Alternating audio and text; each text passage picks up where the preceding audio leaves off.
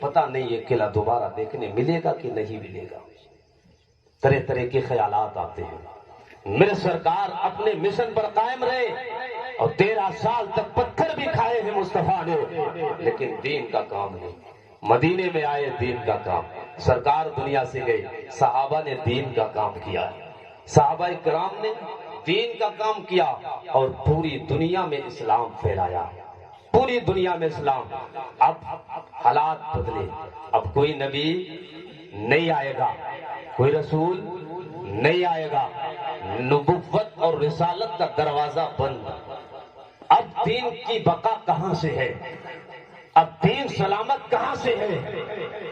آج جو ادارے دیکھ رہے ہو، یہی ادارے دین کی بقا اسی سے ہے. یہ ادارے نہیں ہوتے تو مسجدوں میں امام نہ ملیں گے، یہ ادارے نہیں ہوں گے، جلسے جلوس میں کوئی بولنے والا نہیں ہوگا. جو آج ہم تک دین پہنچا رہا ہے یہ مدرسوں کی دین ہے. اسی میں پڑھنے والے کوئی قاری بنتا ہے، کوئی عالم بنتا ہے، کوئی مفتی بنتا ہے، کوئی محدث بنتا ہے، اور یہی دین کے مبلغ بن کے گلی گلی جاتے ہیں دین کا پرچار.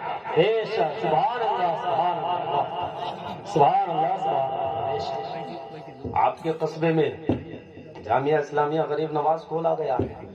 مجھے خوشی اس بات کی ہے کیونکہ اگر یہ ادارے قائم ہوتے رہیں گے اور قصبوں میں ادارے جب چلیں گے تو پھر لوگوں کے تک دین پہنچتا رہے گا.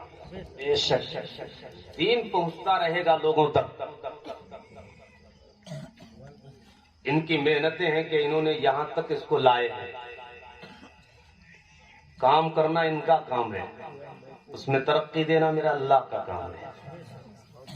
اللہ ذرے کو بھی آفتاب بنا دیتا ہے اور جس سے چاہتا ہے اپنے دین کا کام لیتا ہے.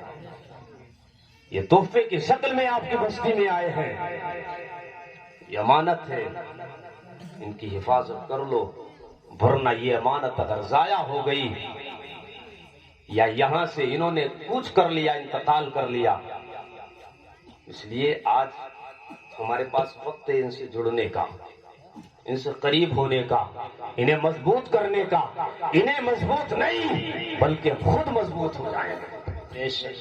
مدرسے کو مضبوط کرنا، اپنے آپ کو مضبوط کرنا، دین کو مضبوط کرنا ہے.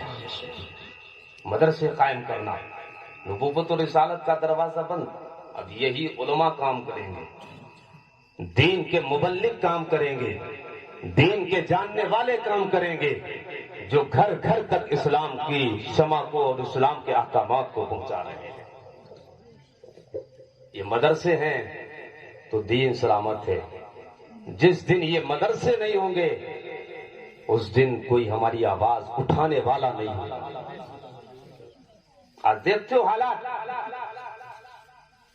نبی کے شان میں اگر کوئی گستاخی کرے تو کہیں سے آواز اٹھتی ہے، تو انہی مدرسوں میں پڑھنے والا یا تو طالب علم ہوتا ہے یا پڑھانے والا عالم دین ہوتا ہے. بتاؤ کتنی قربانیاں دی ہیں. جب خلق قرآن کے مسئلے پر اعتراض کیا گیا تھا تو ایک امام کھڑا ہوا جس کو دنیا احمد بن حنبل کہتی ہے، گھوڑے پر سائے گئے، مارا گیا دین کے خاطر، لیکن وہ دین پر اس طریقے سے قائم رہا جو کہہ رہا تھا یہ جان تو دینا کمایا ہے، مصطفیٰ تیرے دین کا سہے ہے. نعرہ تکبیر، نعرہ رسالت، مسلک اعلی حضرت، فیضان اعلی حضرت. سبحان اللہ سبحان اللہ. واہ. اکبر نے یہ کہا تھا کہ دین اب تک چل چکا ہے. سرکار کے زمانے سے اب تک جو دین چلا، احکام چلے، اصول چلے، سارے اصول ختم، سارے اصولوں کا خاتمہ. اب نئے اصول قائم کیے جائیں گے اور نئے اصول کی بنیاد پر دین چلے گا. اس وقت بتاؤ کون اٹھا تھا؟ ایک بوڑھا انسان، دنیا امام ربانی مجدد الفسانی کہتی ہے، وہ آ کر آواز دیتا ہے دین چلے گا تو اللہ کا دین چلے گا، رسول اللہ کا دین چلے گا. دین وہی ہوگا جو مکہ میں رسول اللہ لے کر. کوئی نیا دین نہیں چلے گا، نیا دین نہیں چلے گا. لوگ کیا سمجھتے ہو؟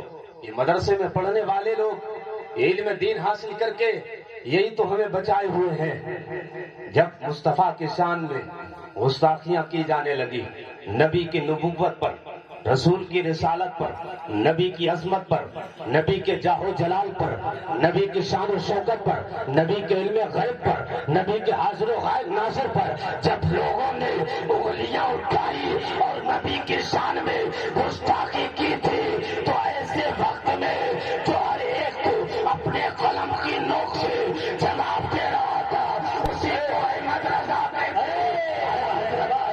اعلیٰ حضرت نے اپنے قلم کی بنیاد پر ہر ایک منافق کو گستاخ رسول کا قلعہ کما کیا ہے اور مصطفیٰ کی ناموس کے لیے جیے، اور نبی کی ناموس کی حفاظت کی ہے، اور یہ کہا کہ ایک طرف آدائے دی، ایک طرف حاسدی، بندہ ہے تنہا شہا، تم پہ کروڑوں درود۔